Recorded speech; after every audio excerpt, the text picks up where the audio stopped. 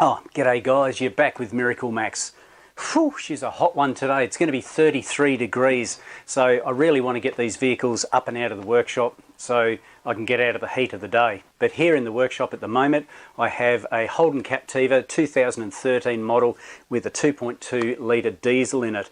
Now this vehicle has been in the workshop previously. I replaced the DPF on it, the diesel particulate filter, and I'm trying to work out the cause of it. I've just had the customer come back because they ran out of time. They needed the vehicle straight away, but now I need to sort out a few issues that may create problems for the DPF itself.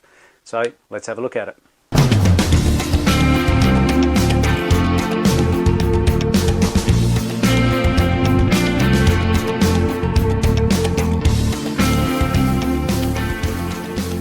This particular model of Captiva has the DPF, the diesel particulate filter, directly bolted to the turbo, and it's a nightmare to get it off. In actual fact, I even had to remove one of the air conditioning hoses to gain access to it, and I've had the air conditioning regassed, so that's up and running for the customer. Thank goodness in this weather, hey?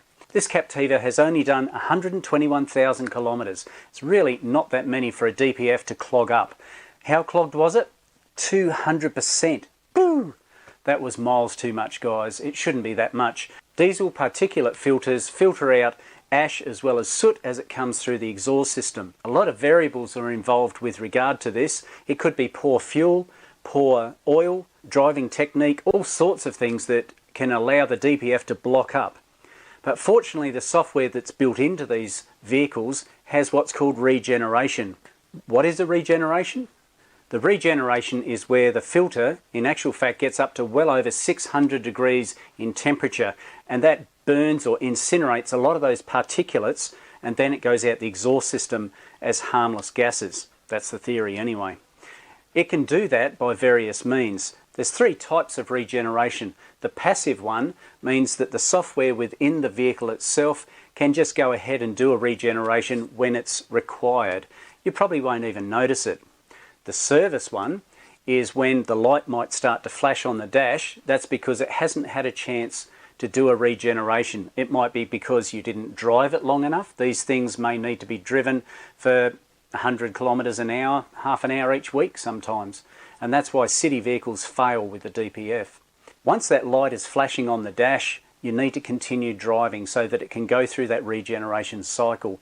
If you choose to ignore it, or if you don't do the driving cycle, you may have to do a forced regeneration. A forced regeneration is where we pull out the scan tool and we can actually create a regeneration via the scan tool. On this particular model, the software will change the pre-injection cycle of the injectors on the common rail diesel. And what that will do is change the amount of fuel going into the cylinder, changing combustion temperatures and exhaust temperature as well. That, in fact, as I said, gets up to well over 600 degrees to burn those particulates off. Now the problem is we need to figure out why was it blocked in the beginning. If it didn't do its normal regeneration, why does it continue to get blocked? How does the DPF figure out if it's blocked or not? Well, it has a pressure differential sensor. Now put a link into a video that I've done previously on this very vehicle as to how to test a pressure differential sensor. Now this one was okay, but there's one other sensor that I'm not really happy with, and that's the exhaust temperature sensor. On this particular vehicle, it has two exhaust temperature sensors, one at the turbo and one at the DPF. Now the one at the DPF makes sense. I could look at it now and it'd probably read near ambient temperature for the day, but the one at the front, seriously? It's reading like 6,000 degrees. Now, I know it's hot, I'm sweating like a schmitzver here, guys, but it ain't 6,000 degrees. I'd just be a puddle of technician at this point if that was the temperature. So how do we test it? I've come up with a method that may help to identify whether it's the sensor that's faulty or if the ECU is not reading that information correctly. Let's have a look at it. Just before I make a start, I'd like to give a shout out to Bryce Spiteri of DPF Regen in Milpera in Sydney. Now he's been awesome in helping me try and diagnose some of these faults. They did the cleaning of the DPF and did a brilliant job at a reasonable price. I'll put the link in below for you. That's their website up behind me there. So with all the formalities out of the road, let's get into it. So just before I get into it, I'll give you a bit of a grand tour of what's been done. Now this fella here is the DPF. That's right, it's hidden all the way down the bottom there. Even though I tried to get the air conditioner pipe out of the road, would not happen, so that had to be disassembled. Power block here, oxygen sensor down here, that fella there, the differential pressure sensor, that's that fella there. Like I said, I'll link that to another video. And one of the temperature sensors is tucked away in the back, right in here somewhere. There he is, right down in there. I hope it's okay, otherwise it'll be a nightmare to get out. This particular DPF was a nightmare to get out. As I said, it was almost like trying to give birth to a watermelon, but hey, I eventually got it out. And as I said, they did a great job of cleaning it. That's not an issue. I do need to address a few things. Some of these things suffer from problems like intercooler hoses being split, vacuum hoses being split, and these are very, very common. There's one right down, oh man, can't see it. It's in a horrible posi right down the bottom there. Don't know if you can see it in the corner, but that's one that splits quite commonly. I did a smoke test on this vehicle with my little smoke machine, and there were no vacuum leaks anywhere. I was happy with that. So that there is the temperature sensor that we'll be looking at today, the front one, number one they call it. Makes sense, number one. And it doesn't make any sense. Now I hope it's okay because it's going to be a pig to get out otherwise.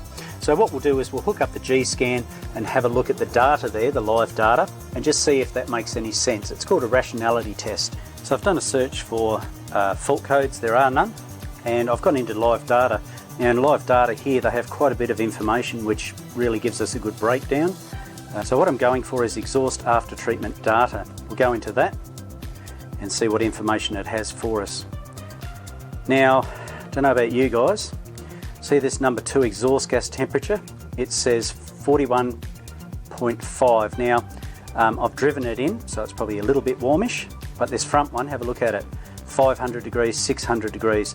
Now that's called a rationality check. It just doesn't make any sense.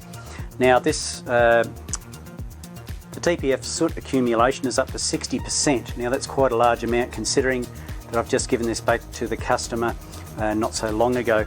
It's only done 54 kilometres since then, as you can see. But this temperature sensor up the top is not making sense. In actual fact, those two temperatures should be very, very close to being the same when the engine is cold. In this case, you can see it's miles apart. I'll show you the next process that I used to try and determine that if it was in good condition or not. So don't worry about that noise in the background, that's just the throttle body going through a self-learn process, that fella over there, the motor itself, so just ignore the sound. What I've done is I've pulled off, for your convenience, the turbo cover, the intake ducting that goes down to the turbo. Now I'm not going to start it at this point, we don't need to do that necessarily to do the testing that we're going to. Now I've also disconnected our number 1 temperature sensor, our exhaust temperature sensor, and that is now proven by the scan tool.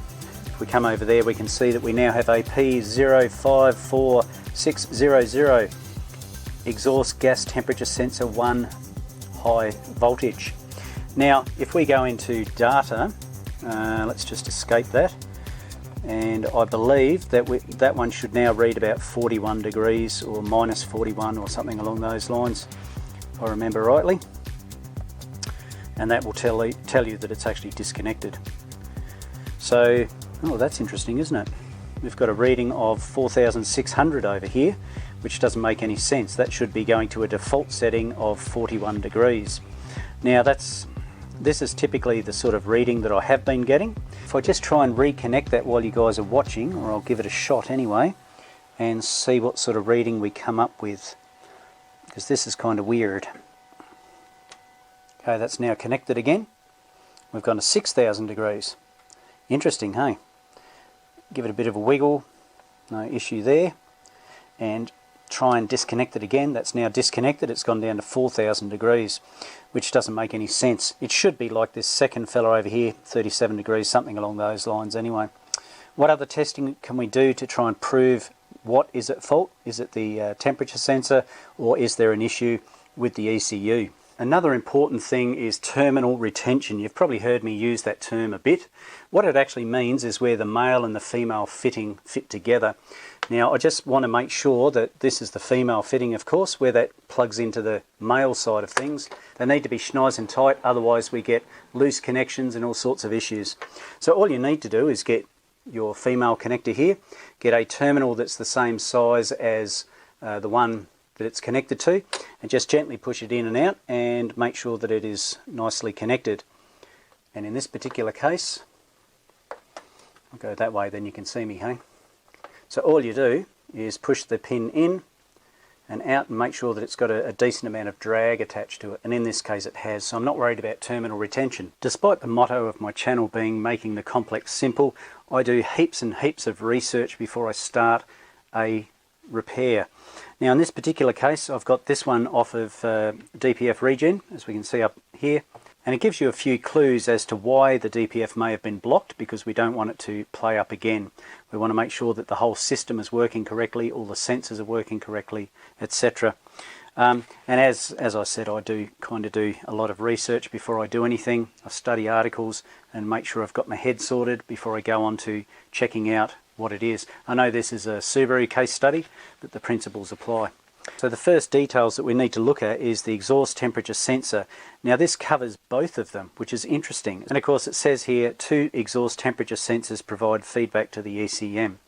Now it's interesting to note that temperature sensor 2 is not fitted. So even though we see it on the scan tool, number 2 is not actually fitted. So that's why you'll see a standard 900 degrees. Now the interesting thing is the scan tool parameter for that sensor should be minus 40 degrees. This is when we test the sensors themselves, but what I'm interested in is this area here. This applies to both temperature sensors, not just the first one, not just the second one.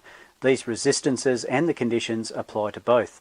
So if we heat it up with a heat gun, well, it's above 25 degrees right now, we should have more than 220 degrees Celsius, shouldn't we?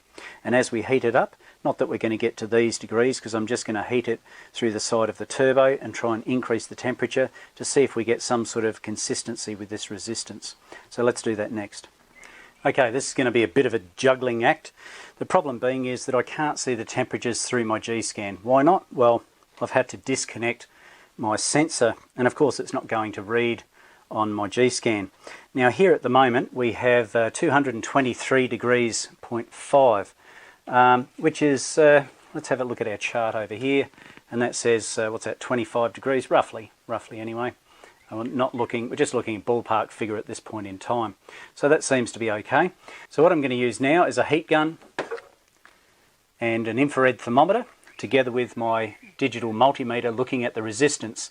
Now, this is not a NTC style, so in other words, we're going to see some sort of linear change here. As the temperature goes up, so will the resistance. So at the moment, we're at about 25 degrees, something along those lines. So if we can get it to creep up to 50 degrees, we should see a variation of, say, 240 ohms, something along those lines. We're at 223 ohms at the moment, so let's just heat this bad boy up and see what happens. Now just keep in mind, this isn't going to create a hell of a lot of heat, and it will vary, but this of course should go up, shouldn't it? We should see it climb as it heats up. As you can see, it's slowly coming up, isn't it?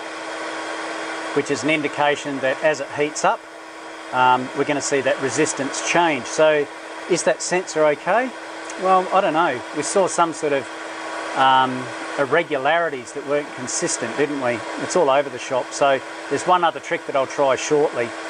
But if time passes, we should be able to see that this gets up to about 240 degrees. But as you can see, it's climbing. We're now at 240 ohms. In actual fact, we should read around about 50 degrees, but I can guarantee we won't, simply because we're heating up that area, not the actual temperature sensor. But if I was able to measure the sensor inside the housing, we would get an accurate reading. But needless to say, it's still heating up, of course. The housing is retaining its heat. It's got heat sink there, and it's going to continue to climb for some time until that heat starts to cool down a bit.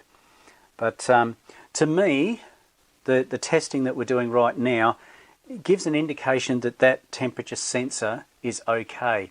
But I'd like to do one other test before I say, okay, well, I need to look back at the ECU. There may be another issue. I have confirmed If you're curious, I have confirmed back at the ECU. Here's my housing back over here. I have pulled off the ECU and left this connection done up here and checked back at the ECU. I can't remember, I think they were terminals 6 and 23, something along those lines, A26, A6 and A23. And I did all this testing back at the ECU in case you're curious. So I know that it's not terminal retention problem over here. You can still see it's climbing, of course. So the beauty of this system is that it has 2 exhaust gas temperature sensors.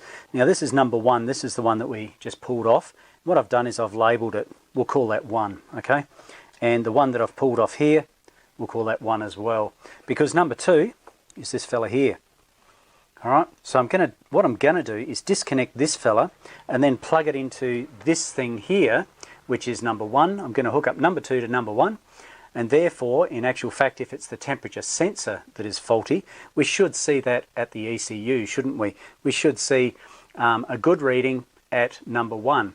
In actual fact, if the ECU is playing up and the temp sensor is okay, then this should read correctly. But I have my doubts. We'll see if they connect together firstly. Look at that, guys. Number 1 and number 2 have the same fitting. So all I have to do is, in theory, hook that fella into that fella, and we should now have a reading of number 2 exhaust gas temperature sensor reading as number 1. Okay, let's hook up the GScan and see what it does. So I've just put it into a different format there so we can see a little bit clearer. You can see exhaust gas temperature sensor number 1 is the one that I have number 2 sensor in.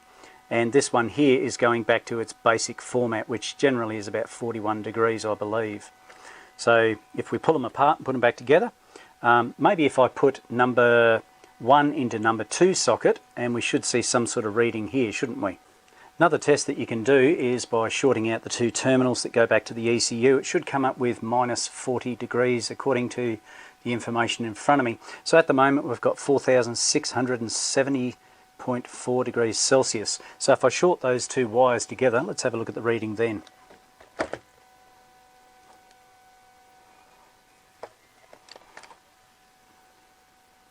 There we go, can you see that? Don't know if you can, there, try that. So we can see that it's minus 40 degrees, so we know that we've got continuity back to our ECU and that it's reading its base format that it should read. So as you can see, I've got number 2 sensor disconnected at the moment, and see what it's reading? It's reading 900 degrees. Now that ties in with what we're meant to see here. It says here, if you disconnect the exhaust gas temperature sensor, and it should be 900 degrees is what we're seeing. And of course, if we stick the 2 together, we should see minus 40, which is what we saw in number 1 there before. And as you can see, I've got number 1 disconnected. You can see that there, but we're not seeing that 900 degrees that we should when it's disconnected. And if we short the 2 terminals together, minus 40. So that's okay, but the top end of the parameters are not correct. Put that there and there, that should be the 40 degrees, minus 40, sorry, on number 2. Number 2 is reading minus 40, not an issue, and with it disconnected, pull that out, that should be reading the 900, which it is. So this number 1 is not the temperature sensor's fault, it's the ECU not reading the parameters correctly for some reason. So if I go like that and that, it should be minus 40, which it is, and it should be disconnected, it should be 900, which it's not. Okay, so nothing to do with the temperature sensor, which is good news. Well, for me anyway, it was a pig of a place to get to. I also need to do a forced regeneration on it after replacing the DPF. Now unfortunately the GScan wouldn't do that for some reason, so I'm borrowing a snap-on and hopefully that will be able to do it. Okay, 32.5 degrees, it's a great day to do a DPF regen. Stinking hot, mate, sweating like a schmitzver. So I've managed to borrow a Modus Ultra scan tool, snap-on, and I've logged in. And there were a few fault codes on there, but I'm not concerned because they were ones that I created. I'll just go in there, you can see no codes present. So let's just get out of that eventually. And then we'll need to go back again, I believe. And we'll go down to special functions. See if we can get this to do a regen, as you can see. This will take up to perhaps 20 minutes. As you can see, you make sure that you're in clear area, which I am, and make sure that everything's safe and you're away from heat and all that sort of gear. I've had it idling for about a minute. Okay, you can hear it's now gone up. It's now kicked into 2000 RPM, and we'll probably see some smoke, etc., start to come out the exhaust. And as you can see, unlike the GScan that I tried the other day, it just came up with complete. We can see that we've got readings here. Now, as you can see, we've got DPF sensor reading information here. I can start to smell fuel, but that's okay. RPM's at 2000 like it should be. Exhaust temperature sensor number 1 is reading. That is interesting.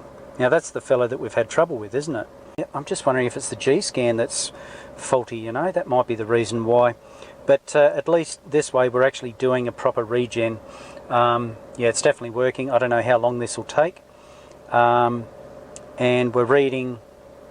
Yeah, I'm happy with this. That's much better than the 4,000 degrees, 6,000 degrees that we were seeing before. So our differential pressure sensor is working correctly. That's 1 kPa and that's acceptable. We'll get this soot accumulation to come down. In theory it should be around about 0. So this is going to take about, I suppose, about 20 minutes or so from what I understand. So we'll see what happens. That's interesting. We've got 3 kPa up at the pressure sensor there. Although our soot accumulation is definitely coming down, isn't it? Now temperature is continuing to climb. So although our temperature hasn't increased up to what I thought it should, up to about your 600 degrees, maybe it's the actual sensor position, but we can clearly see that our soot accumulation has dropped down dramatically, hasn't it? And of course our differential pressure sensor reading is lower as well in comparison to what it was before. So I believe that we shouldn't be too far off done. So as you can see, we're down to 1 soot accumulation here, and our pressure sensor is reading pretty close to 1 too. So and our temperature is starting to drop as well. So I'd say we're almost at the conclusion. It's been on 0 accumulation for quite some time now, so I guess it's just running some background checks or extra bits and pieces that it does, so hopefully not too much longer. And just going to do a couple of other resets. Run a control valve on.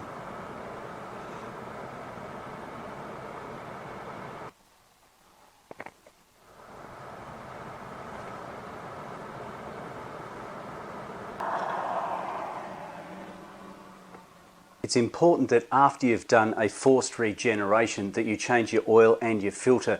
The reason behind that is during the regeneration process the oil can get diluted with fuel, and we don't want that. So it's important that you make sure that you change your oil and filter as soon as you get back, which is what I've done. I've told them that they need to come back in 5,000 kilometres to have the oil and filter changed once again, then they can go back to their normal 10,000 kilometre services. It's almost 3 weeks since I've done this repair, and the customer reports that the check engine light as well as the DPF light have remained out, which is great news. Obviously the ECU is doing passive regenerations in the background to keep that light out. Some time has passed since I did this DPF repair, and we're up to 126,000 kilometres. When I did the job it was 122. So we've clicked up, what's that, 2, 3, 4, 5, 6, 4,000 kilometres odd. Okay, so have we sorted out the problem, and what sort of diagnosis can we do to prove that it's fixed or not fixed? Back to the GScan. So just for giggles, I've gone in and I have done a full system search, as you can see, and happy days, there are no fault codes listed anywhere. Scroll right down there, Max, she's all good. So I'll now go into engine control, data analysis, cruise down to exhaust after treatment data, and I'll pick out a couple of PIDs that are relevant to what we're looking at. I will get that dodgy sensor that we've been looking at. Number 3 is the next one. Pressure sensor, soot accumulation, replacement. They should do me, I believe. Let's have a look at those. Alright, what's that telling me? Okay, so the engine's cold at the moment, or cold-ish, and so the exhaust temperature on the third one is quite correct as per normal, 60 something degrees. We can see this one up here is quite incorrect. I ran this vehicle for probably 3 minutes, and this is the temperature that I have got, which is absolute rubbish. Some great news here, really good news. 3,900 kilometres. Remember I said that it's roughly about 4,000 odd kilometres since I did the regen, forced regen. So that's good news. But this is the good news here. Soot accumulation, for instance, 27%. It's not a problem. And this bloke down here, 176 kilometres since the last regeneration was done by the ECU. So I know that the regeneration is being done correctly, and because my soot accumulation up there is only at 27%, so it's really not an issue. At idle, our differential pressure sensor should be reading somewhere between 0 and 1 kilopascal. Now that's fantastic, it's at 0. Under load conditions it should be roughly about 2.5 kPa.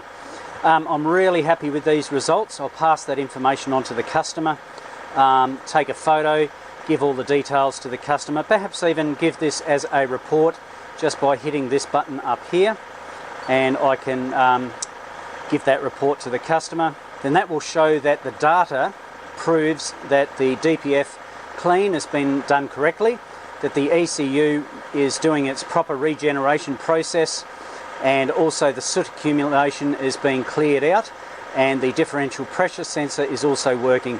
Once again, look at this, we're up to now 6,000 degrees on that exhaust gas temperature sensor number 1. What a load of rubbish.